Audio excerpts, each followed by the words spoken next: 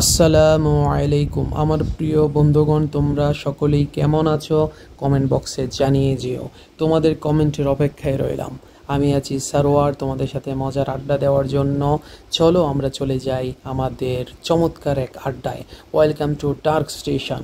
আজকের আলোচনায় থাকছে কন্টেন্ট।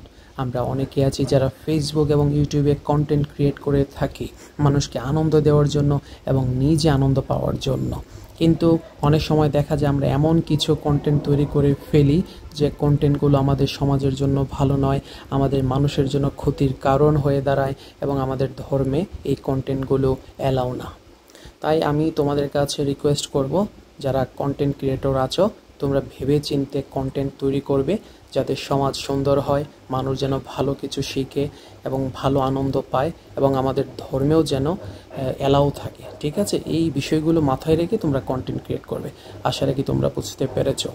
আর সকলকে আমার পক্ষ থেকে সুস্বাগতম আমাদের ডার্ক স্টেশনে। সকলেই ভালো থাকবে। আজকে এই পর্যন্তই। আবার একটি কথা বলছি, আজকের আলোচনা একমাত্র আমাদের রব আল্লাহর জন্য সম্ভব হয়েছে। তাই আল্লাহ যেন আমাদের সবসময় সাহায্য করেন, সেই বিষয়ে আমরা সবসময় দোয়া করব। আর সকলেই ভালো থেকো। আসসালামু আলাইকুম।